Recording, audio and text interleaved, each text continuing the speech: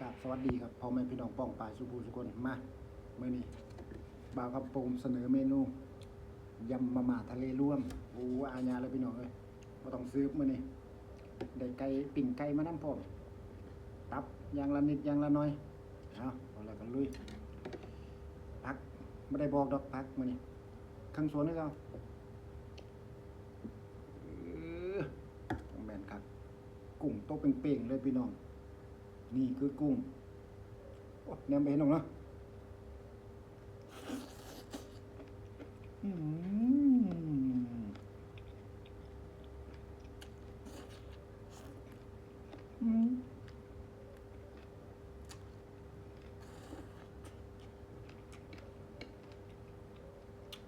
เด็ด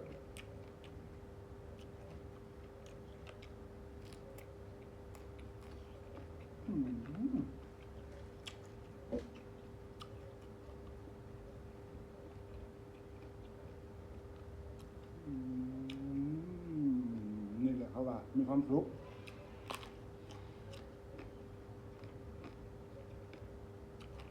ได้กินของแซ่บแล้วนั่น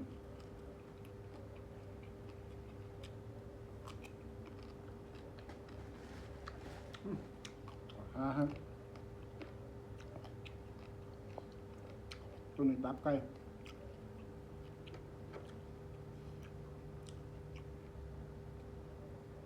โอ้เส้นกับสิปั้นทางรถไฟเอารถไป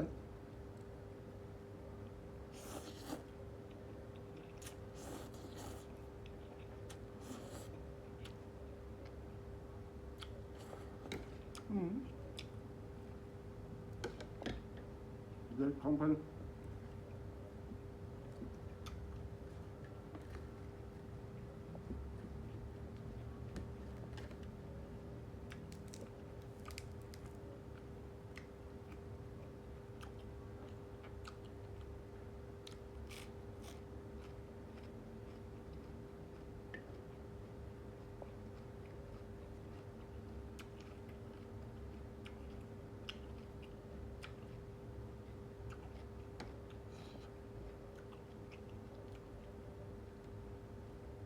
โอ้ย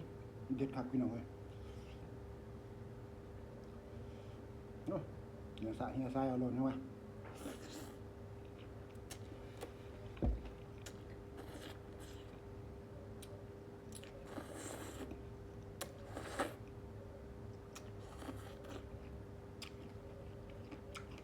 พริกกระเด็นเข้าตา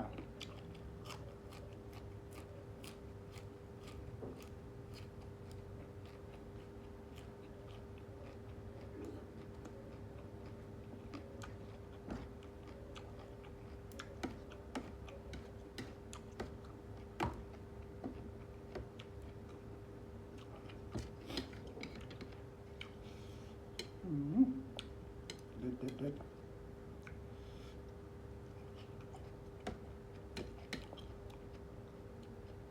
เหมือนสื่อไม่อีก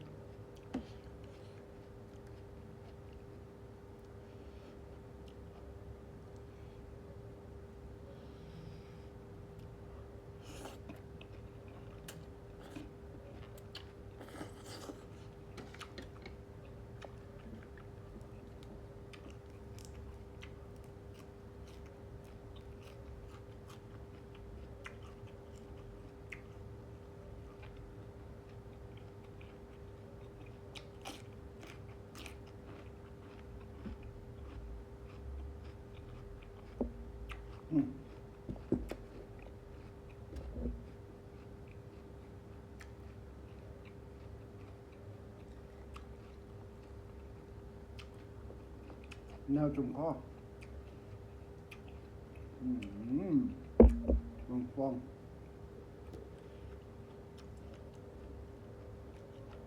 ตำเจ้า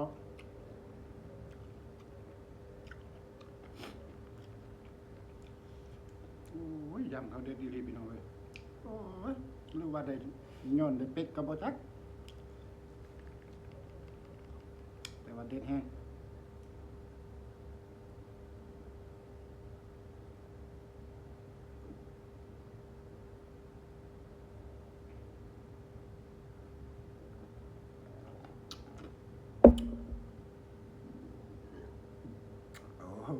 ษขออภัยเด้อพี่น้องเลยอย่าว่าจังสันจังสิโอ้ขอโทษรอบสอง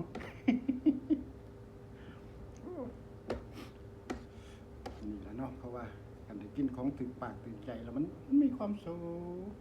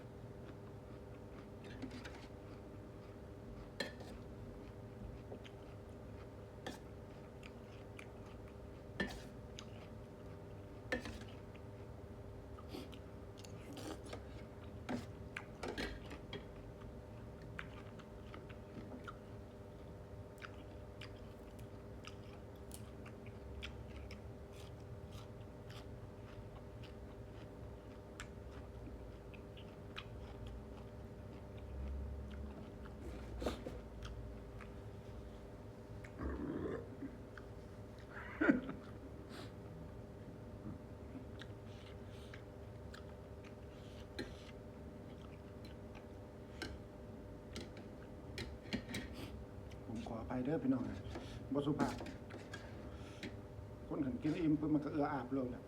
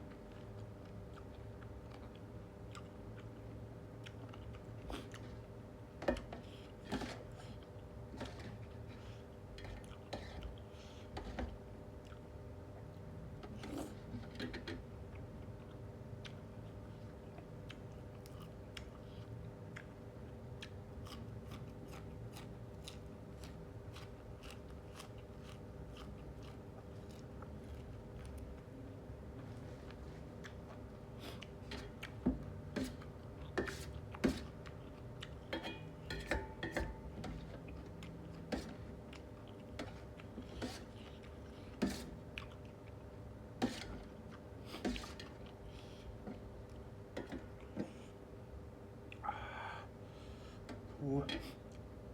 เด็ดแห้งพี่น้องเลย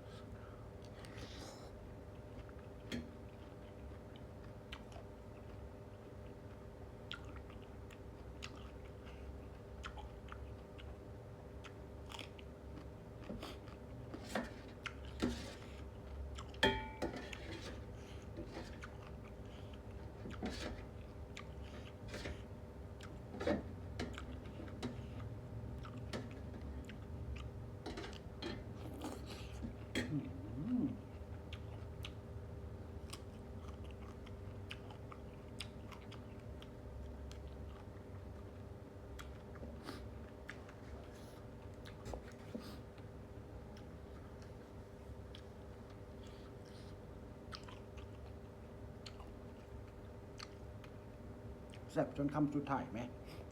แต่ว่าจังสันจังสี่เด้อพี่น้องเลยโอ้ยยกให้โป้โป้โป้โป้นี่ยกให้2-3 เทื่อเลยพูดเด่นแห้งบ่แพงน้ำร้านนี้จังได้กัน